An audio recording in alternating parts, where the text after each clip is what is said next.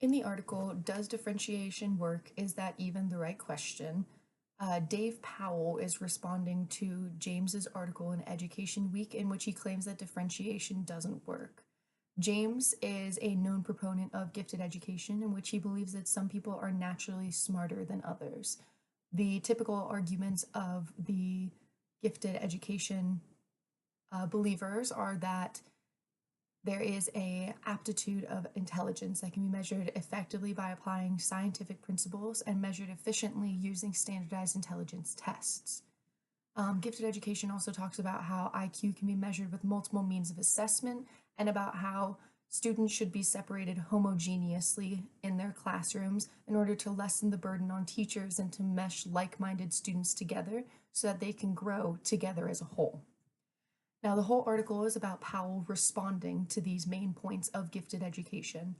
For the first point regarding the aptitude of intelligence being measured, Powell's response is that he believes that it's very questionable that you can measure everybody's intelligence accurately and then label it with a number and have it be accurate across the board. In addition to that, with having that kind of scaling system, it also implies then that the school system should provide a more enriching experience for the students who have a higher score, but instead, really all students should be allotted the same experience and be working towards those same goals. Then, with gifted education talking about IQ being measured with multiple means of assessment, Powell responded saying that the IQ assessment is very easily influenced by cultural bias and circular reasoning instead of being strictly objective, so that also can be a very varying and unreliable way of measuring who is, in quote, better than another student.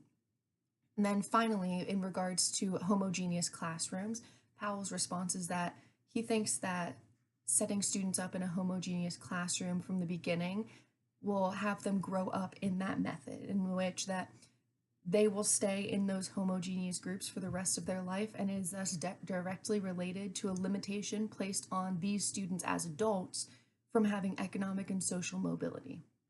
Personally, I am all for Powell's points until we get to that last section. He kind of lost me in terms of the limitation placed on the adults from the economic and social mobility because it feels slightly far-fetched to imply that having a separate classroom when they're in school prevents them from doing things in their adulthood. I do think it influences them, but I don't think that it'll fully prevent them from moving between economic status.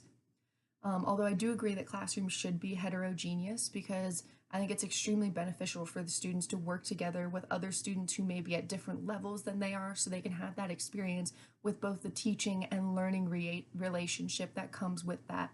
And then in addition, I think students benefit a lot from being able to see their peers as role models because a lot of times we're always looking at people who are older than us as our role models, but it's easier and less intimidating for students to look at each other and kind of base their learning and their actions off of each other. So I think for sure I agree with Powell that the classroom should be heterogeneous, although I'm not totally following his logic.